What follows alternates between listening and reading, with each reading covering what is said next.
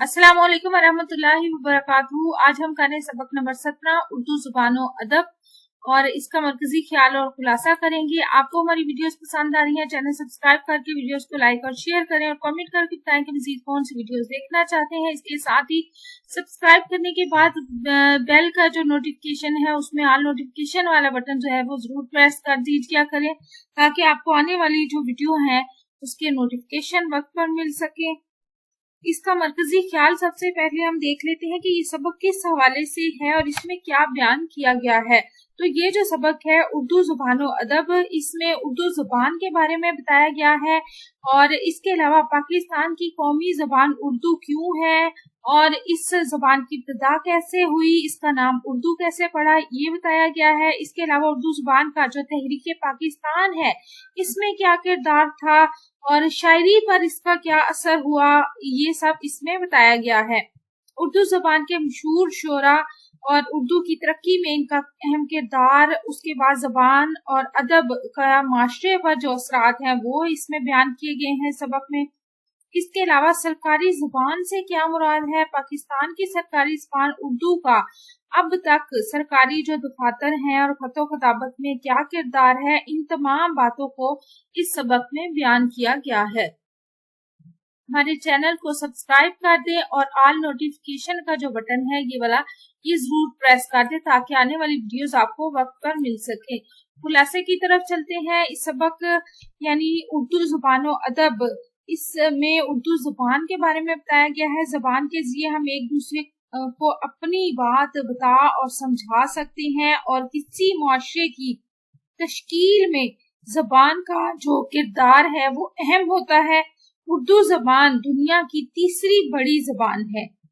उर्दू पाकिस्तान की कौमी जबान इसलिए है कि ये पूरे पाकिस्तान में बोली और समझी जाने वाली जबान है।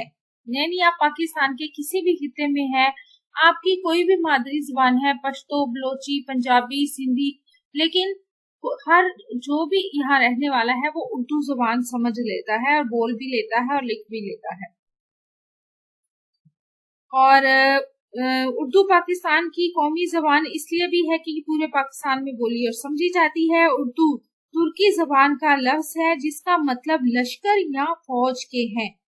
ये एक मखलूत जबान है जिसमें तुर्की, अरबी, फारसी, पुर्तगाली, अतालवी, चीनी, अंग्रेजी, यूनानी, संस्कृत और इलाकाई जबानों के अल्फाज इसमें शामिल हैं।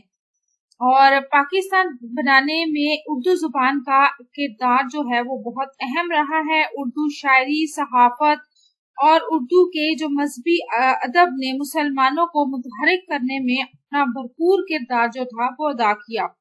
उर्दू नसर नगारों और शायरों ने अपनी शायरी और मज़ामीन में कौमी यकजहती और आज़ाद वतन के हसूल के लिए जज्बात को उभारा।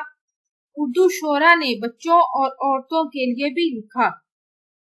उर्दू के जो मशहूर शोरा हैं उनमें मीर तकी मीर, इब्राहिम ज़ौक़, ख्वाजा मीर दर्द, रफ़ी सौदा, आतिश और मिर्जा असदुल्ला खान गालिब, मौलाना जो हजरत मोहानी, अल्ताफ हुसैन हाली शामिल हैं।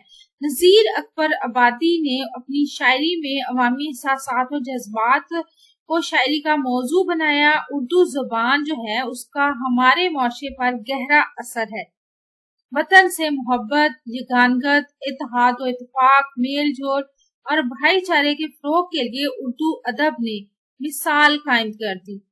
कायदे आज़म मोहम्मद अली जिन्ना ने उर्दू को पाकिस्तान की सरकारी जबान करार दिया। 1956, 1962 यानी 1962, 1973 यानी 1973 के आइन में भी उर्दू जुबान ही को पाकिस्तान की सरकारी जबान तस्लीम किया गया।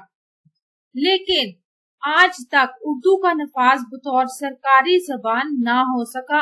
आज भी अंग्रेजी दफ्तरी जबान के तौर पर इस्तेमाल की जा रही है, जो कि फिक्र अलमिया है। आपको हमारी वीडियोस कैसी लगी कमेंट बॉक्स में जरूर बताइएगा और हमारे चैनल को जरूर सब्सक्राइब कर दिया। अल्लाह ताला मुझे और आपको नेकी की राह पर चलने की तौफीक अता फरमाए। अपना और अपने प्यारों के रखिए बहुत सा ख्याल। अल्लाह हाफिज।